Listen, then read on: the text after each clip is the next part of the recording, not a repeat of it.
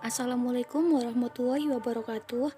Perkenalkan, nama saya Norma Aulia Hidayati dari Prodi MBI, NIM 82211. Di sini saya akan menjelaskan tentang materi landasan dan asas-asas pendidikan. Baik, yang pertama, landasan dan asas-asas pendidikan. Pendidikan sebagai usaha sadar yang sistematik selalu bertolak dari sejumlah landasan serta pengindahan sejumlah asas-asas tertentu. Landasan dan asas tersebut sangat penting karena pendidikan merupakan pilar utama terhadap perkembangan manusia dan masyarakat bangsa tertentu. Yang pertama, landasan filosofis, sosiologis, dan kultural memegang peranan penting dalam menentukan tujuan pendidikan. Yang kedua, landasan ilmiah dan teknologi serta psikologi akan mendorong pendidikan untuk menjemput masa depan. Landasan pendidikan. Yang pertama ada landasan filosofis. Landasan filosofis bersumber dari pandangan dalam filsafat pendidikan, menyangkut keyakinan terhadap hakikat manusia, keyakinan tentang sumber nilai, hakikat pengetahuan, dan kehidupan yang lebih baik dijalankan. Pasal 2 Undang-Undang RI Nomor 2 Tahun 1989 menetapkan bahwa pendidikan nasional berdasarkan Pancasila dan Undang-Undang 1945.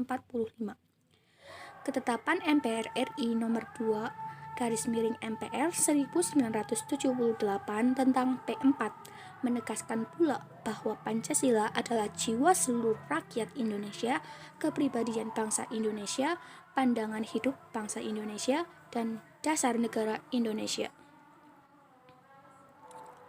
Adapun landasan filosofis yang dikenal terbagi menjadi 4 macam. Yang pertama ada esensialisme, adalah aliran pendidikan yang mengutamakan pelajaran teoritik atau liberal arts atau bahan ajar esensial. Yang kedua, perennialisme adalah aliran pendidikan yang mengutamakan bahan ajar konstan atau perennial, yakni kebenaran, keindahan, cinta kepada kebaikan universal.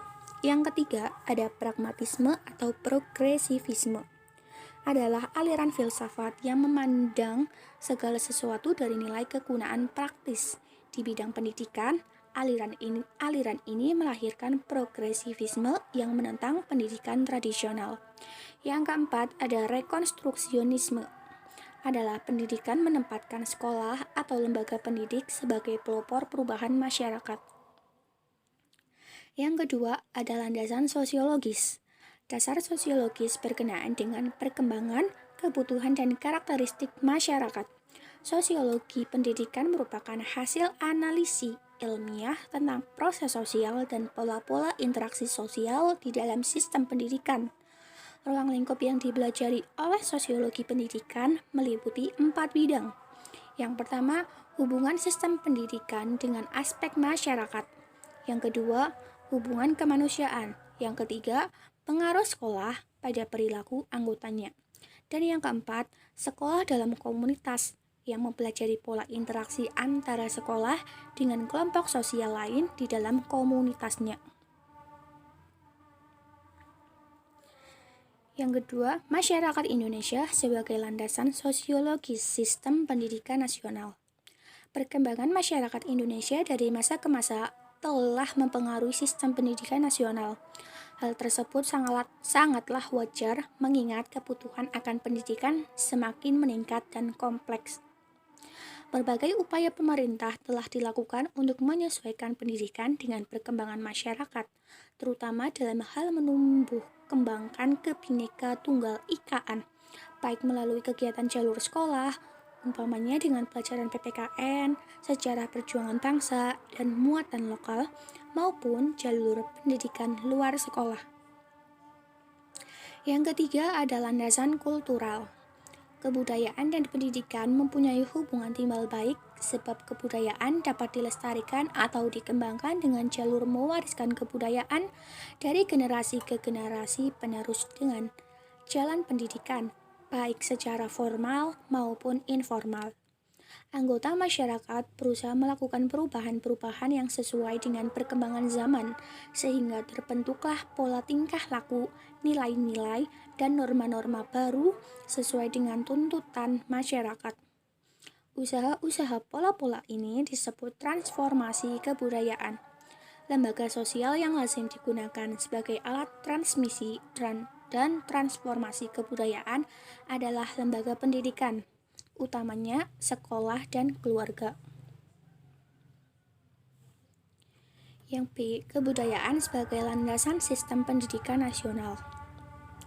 Pelestarian dan pengembangan kekayaan yang unik di setiap daerah itu melalui upaya pendidikan sebagai wujud dari Kebhinneka Tunggal Ikaan masyarakat dan bangsa Indonesia.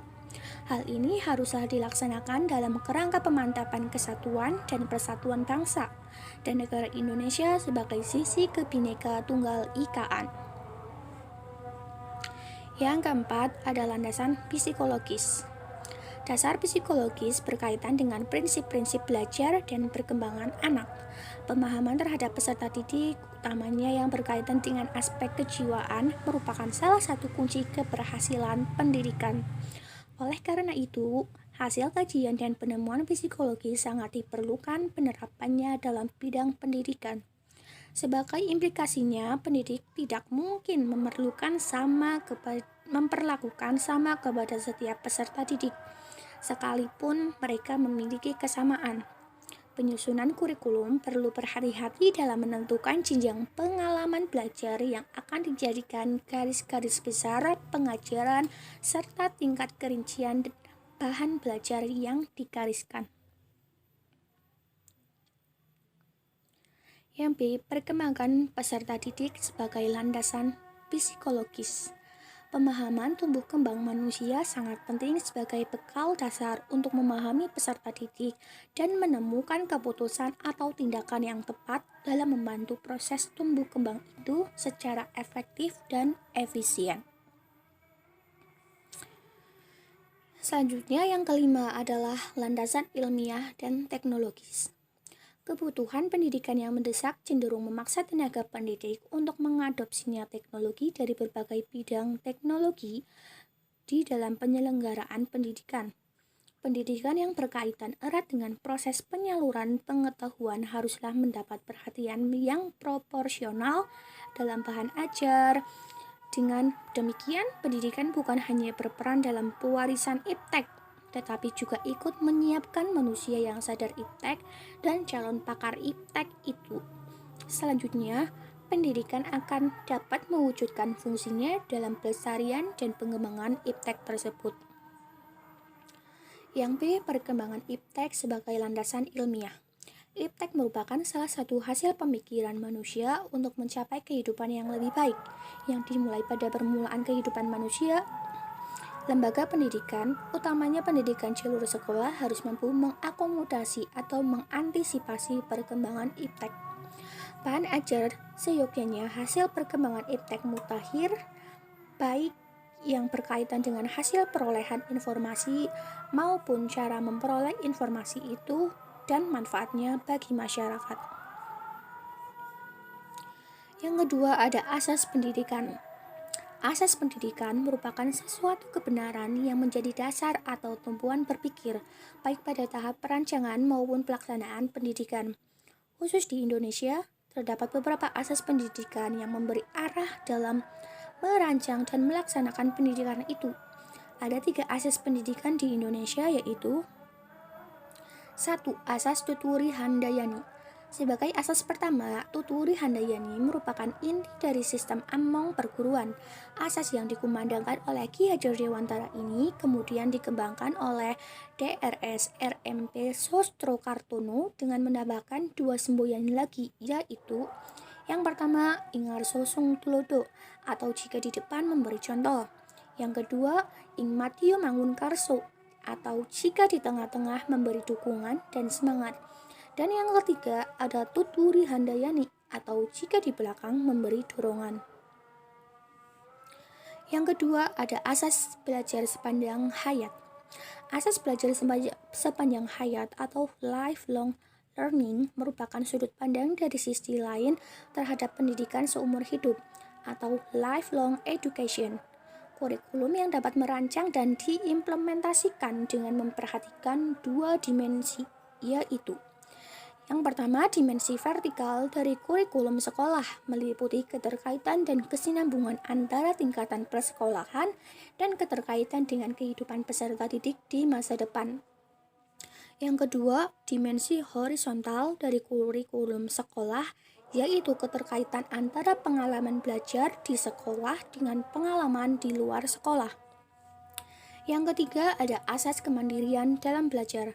Dalam kegiatan belajar mengajar, sedini mungkin dikembangkan kemandirian dalam belajar itu dengan menghindari campur tangan guru. Namun, guru selalu siap untuk ulur tangan bila diperlukan. Perwujudan asas kemandirian dalam belajar akan menempatkan guru dalam peran utama sebagai fasilitator dan motivator.